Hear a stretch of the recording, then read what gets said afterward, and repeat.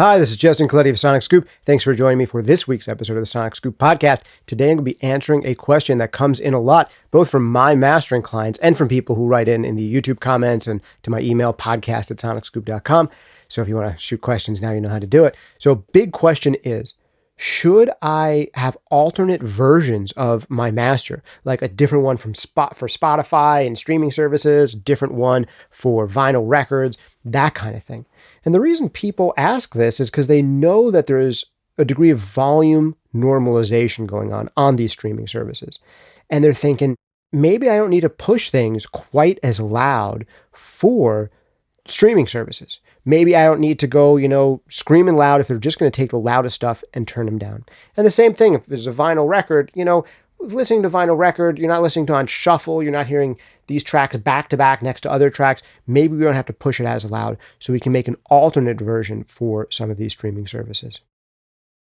Is that a good idea? I would say, I'll give you the short answer right out of the gate, which is that for 90% of people, I'm going to say that one master version is probably enough.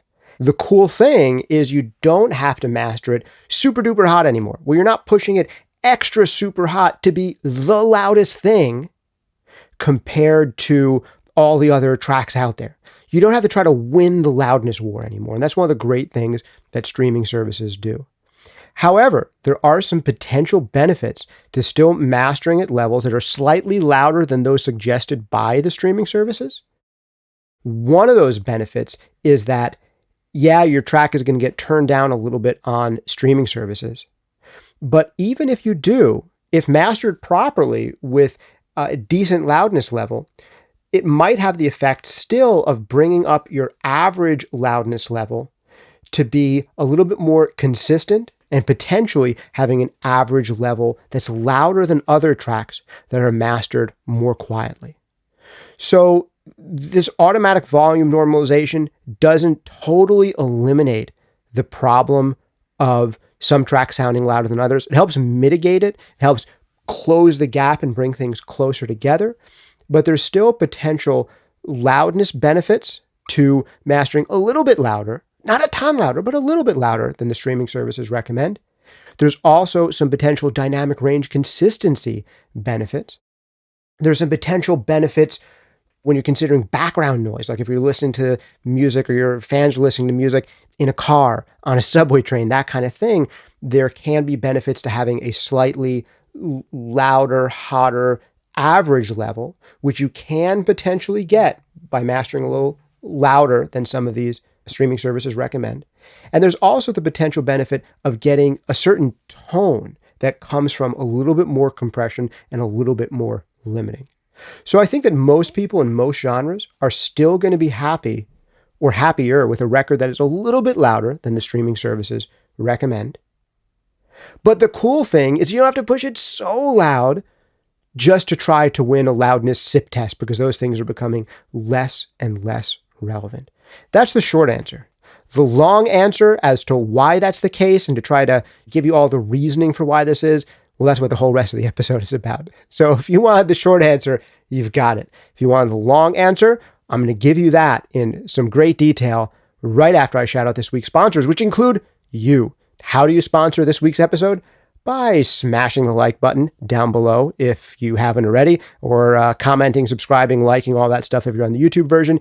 If you are on an audio-only version like Apple Podcasts or Spotify or the like, 5-star rating and review really helps spread the word and helps out me and this podcast tremendously. So I really always appreciate that. Big thanks also to Sound Toys, making some of my favorite creative mixing effects. Try out anything they make for free for 30 days at soundtoys.com. Last two quick little shout outs to Focusrite, talking into a Focusrite Claret interface right now. Make great bang for the buck stuff and high-end stuff too. If you're shopping for interfaces, check them out. Also Steinberg making some of the coolest music production software out there, like Wavelab for mastering, Cubase, Nuendo, Dorico, the music notation platform, whole bunch of great stuff. All right, now let's get a little deeper into this question.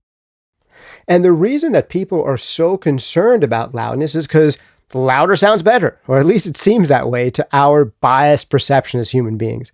If you took two different mixes, mix A and mix B, and everything was the same, except mix B was like 2 or 3 dB louder, and you didn't tell people which was which, 80% of people would say, well, that mix B sounds better. It's got a fuller, thicker, fatter low end and more luscious, soaring high frequencies, and it just sounds bigger, deeper. What? No, it's just louder. And that's it. And we experience louder, generally speaking, as sounding better, all else being equal. So these tests have been done, and 80% of the time or more, people are going to prefer the louder one when everything else is the same most of the time. But fortunately, on streaming services, they've made that matter less by taking the loudest tracks and simply turning them down.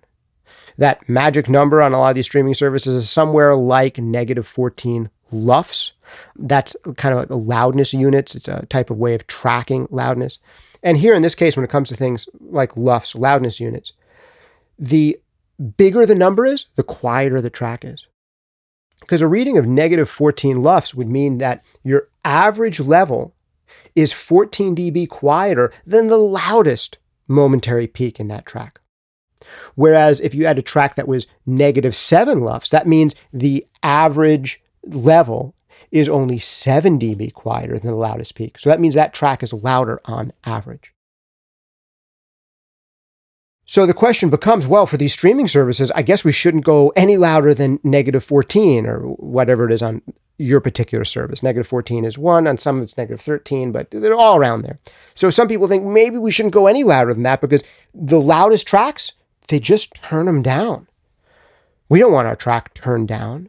Or at least if it's getting turned down, it's not going to seem any louder. So maybe we're making some sacrifices with too much compression, too much limiting, that's going to hurt the sound of the track, and it's just going to get turned down in the end anyway. Why don't we not do all that extra compression and limiting and just turn down the track? And that's a totally reasonable way to think about it.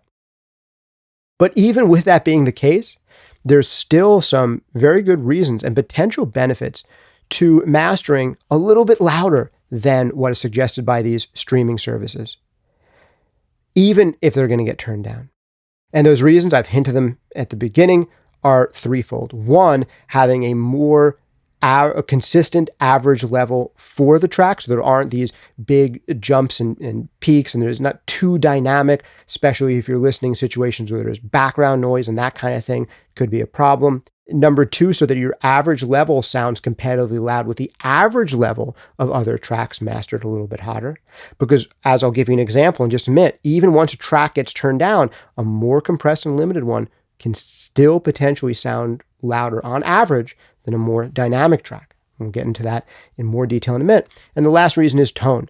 Because the loudness war did exist for decades upon decades and has been part of recorded music history, the things that people did in the past to try to get loudness, all that extra compression and limiting and to some degree EQing things to make them sound louder, all of those things became part of the sound of recorded music and the sound of some of our favorite records and the sound of some production styles and genres that are popular today. So you might want, for all three of those reasons, to still master a little bit hotter. Now, the cool thing about these streaming services is you don't have to master so stupidly hot that you're making tons of compromises. Over-compressing, over-limiting, making things sound worse just to be loud. You can put the kibosh on that completely and just say, nope, we're going to master this to a reasonable level, and that's it. And we're not going to try to go the extra 2 dB to get louder than that other track. We're just going to let it be here. Let me give you some concrete numbers for what might be common in different genres. We'll start with the loudest. EDM, electronic music, and maybe hip-hop will have some of the loudest masters. These masters, to this day, could be as loud as, even in the world streaming services, could be as loud as negative 6 LUFS, maybe negative 5. Maybe a quieter one would be negative 8 or negative 9. So there's that range of acceptability for, say, really hot genre like EDM or hip hop, maybe anywhere between negative 9 and negative 5, with something like negative 8, negative 7, negative 6 being, fairly common. And there's a couple reasons for this. One, when that track is played in the club, not off some streaming service, it wants to be competitively loud with other tracks. Number two, some of this squashing is part of the genre and part of the tone and sound of the genre and gives it some of its edge and personality and character. And number 3 is that these are genres where they want to feel dynamically consistent. You don't want the verse to be substantially quieter than the chorus, that kind of thing. So you want some dynamic range consistency. And yeah, could you have a Spotify version or a streaming service version for YouTube and Spotify and Tidal and all that stuff that is mastered quieter in that case? Yeah, potentially you could. But I would say that for the majority of artists, having those 2 versions probably isn't worth the added expense and the added tracking and administration headaches that go along with it. Because you can't necessarily go on, TuneCore or DistroKid at this time and have one album release with a quiet or loud version, depending on whether they downloaded it from Apple Music or are streaming it on Tidal. So you'd kind of have to have 2 different versions of your album that are released, and this adds complexity and additional fees, and some of the services just don't have a good way of doing this. And then you're probably paying more to your mastering engineer for that second version, and maybe you're adding on 25, 30% to your mastering costs, that kind of thing. And also the degree of loudness and crushing and all that happens at the mixing stage. Are you going to have an alternate mix too? And then you don't have like the one version of the album that everybody's happy with.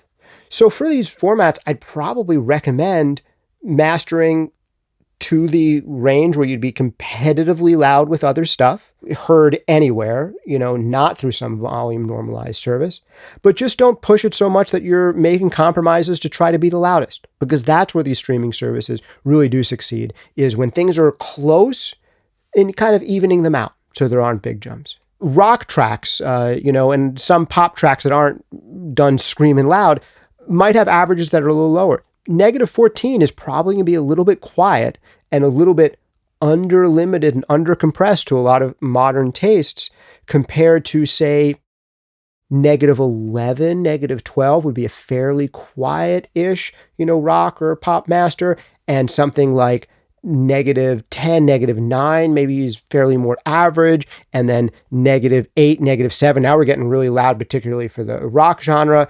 But then there are going to be some demented records in these genres that go even louder, and they're as loud as EDM records and stuff like that. But even here, there's some potential benefits to mastering your track slightly louder and getting slightly more dynamic range consistency. Because when you master a track to be slightly louder, you're going to make the differences between the chorus and the verse in volume a little less significant. And that can be good, again, for listening to these records in situations where there's a lot of background noise, but it can also be good for the overall impression of the average level of the track. So let me just give you a really quick example. Imagine you mastered a track where the hottest parts of this track and the loudest chorus, the volume was something like -10 LUFS. And then in the verses only ever got as loud as -14 or -13 LUFS. There's a 3 or 4 dB difference between the louder sections and the quieter sections. But now imagine you master that record to only -14 LUFS, but now the quietest parts of that song are something like -19 LUFS. Now there's something like a 5 dB difference between the loudest and the quietest. So even when this louder track gets turned down from -10 LUFS to -14 LUFS by a streaming service, those quieter sections are also getting turned down by 4 dB, but maybe they're only going from -13 LUFS down to -17 LUFS. Whereas the track that was mastered to -14, the quietest sections there are -18, -19 LUFS, something like that. So the average level for the quieter parts of the song are going to be 2 or 3 dB quieter on the track that was mastered more quietly. Whereas on the track that was mastered a little hotter, yeah, the loudest parts got turned down to a lower level, but the quietest parts are a little bit louder. So you get a louder average level out of the track that was mastered a little bit more aggressively, still, even on a streaming service, even after it gets turned down, potentially. So that is one potential reason. There's still a little bit of competitive loudness going on streaming services, even after things get turned down. I know that I threw a lot of numbers at you that might have felt a little complicated, but I hope you get that concept that mastering a track a little bit more aggressively and then turning it down can make the quieter sections still louder than the quieter sections on a track that wasn't mastered as aggressively. You can actually see this kind of thing happen, and one of the potential issues with extreme dynamic range happen on one of our own videos on this channel about loudness. It's a very popular video. We had an amazing mastering engineer on named Alan Silverman. And Alan Silverman did this whole thing about the future of loudness and how services like Spotify and YouTube and all this stuff are changing the way that we listen to music. And because we have a ton of different examples in that video, we have some screaming loud tracks, and then we have some quieter tracks, and we try to match his voice so it's around an average level in there, because we want you to hear these big jumps in level between the loudest tracks and the quietest tracks. It's a very dynamic video. So what happens in that? Well, since there's some really loud sections, the whole video gets turned down a little bit, which makes Alan's voice, which is the most consistent thing to that whole video, relatively quiet compared to other videos. So if an ad comes on blaring in the middle of that video, it'll sound relatively loud compared to Alan's voice. So even with this auto volume normalization in place, it's not perfect. And in really dynamic material, the quietest sections can still be lost to things like road noise, to things like chatter in the background of a coffee shop or the bar where the music is being played. So there are still benefits, some benefits to compression and limiting to an appropriate degree, even when played back on streaming services like Spotify, YouTube, Apple Music, etc. It's still good for most types of popular music to have some level of dynamic consistency, which might require a master that is a little bit louder than -14 LUFS at its loudest spots. Plus, you have to remember that that record that you released is not only going to be heard on Spotify, it's going to be heard in other places as well, where it gets heard back to back with other things, and you don't necessarily want it so much quieter. Now, the cool thing again about streaming services is you don't have to go overboard and overdo it anymore. So maybe now you're only mastering to -11 or -10, whereas in the old days of the loudness wars, you'd say, no, we can't be quieter than the other stuff, so we're going to go to -9, and the next people go to -8, the next one goes to -7. This is never-ending, escalating arms race. So you don't have to do the arms race anymore. But you still, I think most people are going to benefit from a record that's mastered a little bit louder in most genres than the streaming services recommend. Now, that said, there's records that go the other way, where they're going to benefit from you relaxing and letting some of that dynamic stuff come through. So if you absolutely love the way your record sounds at -14 LUFS, which is the target for a lot of these streaming services, you don't have to push it louder.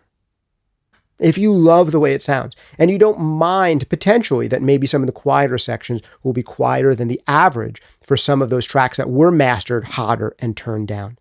And you don't mind that, yeah, your loudest sections are as loud as those other tracks, but some of your quiet sections are quieter than some of those other tracks. And if you don't mind that, then keep it that way. Because there's certain styles of music that are going to benefit from that kind of treatment. And for people who are doing really intent listening, going on some of these dynamic arcs and journeys can be absolutely wonderful. You can mimic a lot of that even on a fairly loud and dynamically controlled master. You can still get a great emotional arc out of them, but it is a slightly different experience to have a more dynamic master. So ultimately, you got to get your ear to be the guide, much more so than the meters. The meters are a great secondary reference, and I go into a lot of detail about this. I go about 4 times longer on this in my course Mastering Demystified in our module on loudness, and you get to hear some of the stuff that I'm talking about and see some of it happening on the meters. You can check that out at masteringdemystified.com. There's also a free mastering workshop if you want to wrap your head around some of these concepts a little bit better. You can get my free Intro to Mastering at Mastering 101. That's SonicScoop.com/Mastering 101 if you want to go deeper into some of these ideas. But I hope this was a good overall primer for you. Long story short, for most of you, and I'm going to guess 90% of you, one version that's a little bit louder than the streaming services recommend is probably the best bet for you. If you're like Beyonce or something, I don't know, you have an unlimited budget or whoever it is, then maybe it might make sense to have different versions for different formats, and the extra costs you're going to incur and the extra administration of it isn't the end of the world. But even in those cases, I would say, why wouldn't you just master the record once and have, one iconic, this is the version of the record, this is how it's supposed to sound, we're done, and we made the best set of compromises for the ways that people are listening to music today, which is a mix of streaming services and other things as well. And that's really what I'm going to recommend for at least 90% of you, and maybe for even more than 90% of you. That said, if budget isn't really a concern, you have a big audience, you want to be experimental and do a slightly less limited one for vinyl and a slightly less limited one for Spotify and a more limited one for those few people who have CD changers, go for it. But I'd be inclined at that point to say, why do the slightly more limited one for the CD people? Like, just don't, right? Like, it's your fault for being on an archaic form of technology. Just don't do a super screaming loud version. Just do the one version that makes sense across platforms. And that's why I'd be more inclined to say. But that said, if someone really wanted to do different masters for different formats, I'd be absolutely happy to do it and happy to experiment in that way. But it's just not the direction that I steer most of my clients, because I think for the majority of my clients, the extra expense and complication of that isn't going to give them extra rewards in most cases. So I hope that all makes sense. Agree, disagree, please let me know in the comments down below, or write to me, podcast@sonicscoop.com if you're listening to the audio-only version of this one. Also, if you are a mastering engineer, if you have a different perspective on this, I want to hear below especially. Also, let me know, do you charge if you do alternate versions for different formats? How much do you charge additional for those different versions? If you are an artist or a mix engineer who's been a client of mastering engineers, how have your favorite and maybe least favorite mastering engineers handled this? What do you think are some of the best and worst practices from your perspective? What's some of the advice that's been given to you? If you want the full scoop on all this stuff, Loudness, there's a whole Loudness module in my full-length course on mastering called Mastering Demystified. You can get it at masteringdemystified.com. If you want to go deeper on mastering, you can also get my free intro to mastering workshops called Mastering 101. Get that at sonicscoop.com/mastering101. If you want something more about mixing, I've got the 5 habits of truly great mixers for you over at sonicscoop.com/mixhabits. That's sonicscoop.com/mixhabits. Big thanks to our sponsors. That is Sound Toys. Try out anything they make for free for 30 days over at soundtoys.com. Makers of some of my favorite creative mixing effects out there. Big thanks also to Focusrite. I'm talking to one of their claret interfaces right now. Great, amazing bang for the buck interface. Super happy with it. Using on every episode of the podcast. Sounds great. Hasn't given me a lick of trouble.